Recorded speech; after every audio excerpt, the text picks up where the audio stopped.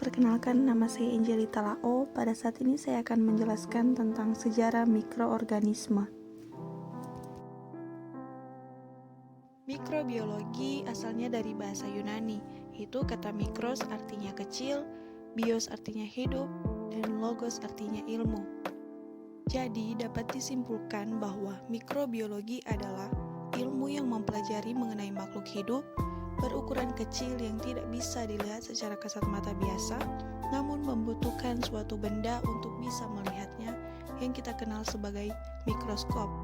Mikroorganisme sudah ada di bumi sejak miliaran tahun yang lalu, sebelum kemunculan makhluk hidup tingkat tinggi seperti tumbuhan dan hewan.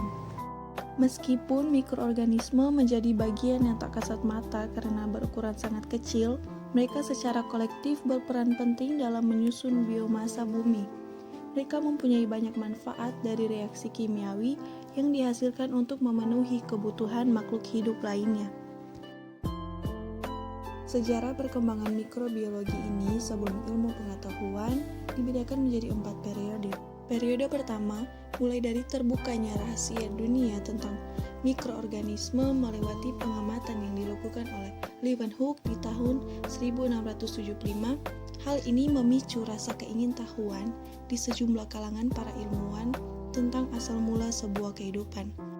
Selama periode selanjutnya antara tahun 1860 serta tahun 1900, pada periode ini ada penemuan banyak mikroorganisme penyebab dari penyakit dan beberapa metode untuk mencegah serta mendiagnosis dan juga mengobati berbagai penyakit tersebut.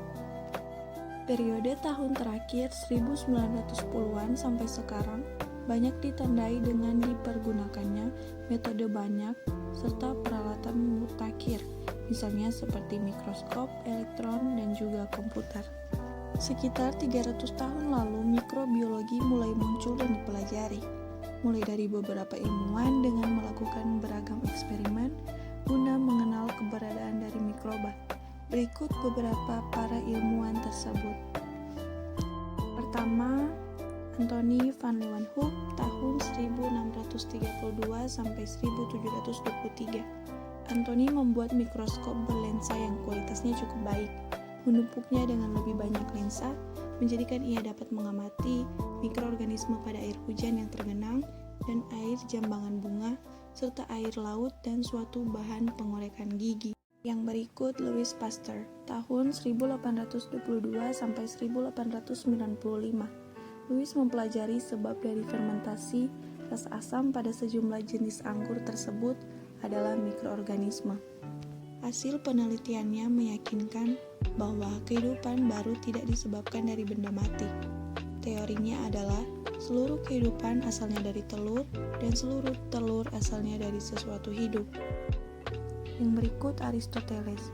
Samanya Aristoteles kurang lebih 2000 tahun yang lalu sebelum masa Isa Al-Masih, maka muncullah suatu pendapat bahwa sebuah kehidupan asalnya dari bauhau atau benda mati dengan mengalami penghancuran.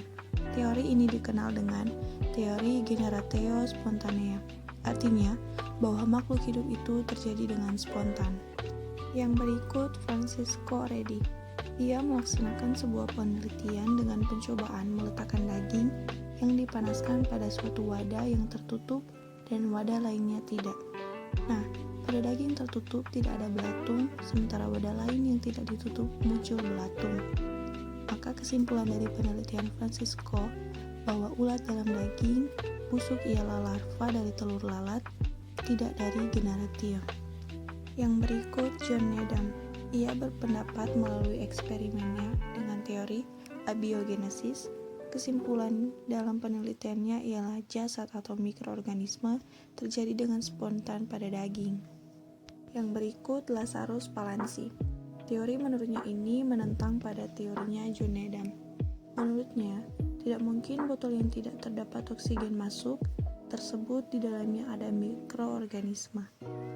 Dan yang terakhir Robert Koch tahun 1843 sampai 1910. Penelitian yang dilakukan oleh Robert membuahkan hasil tentang mikroorganisme. Ia mengumumkan bahwa sudah menemukan bakteri penyebab penyakit TBC, difteris, tifus, kolera, serta gonoru, dan antraks, sehingga proses biologi pada mikroorganisme ini berperan pada kehidupan.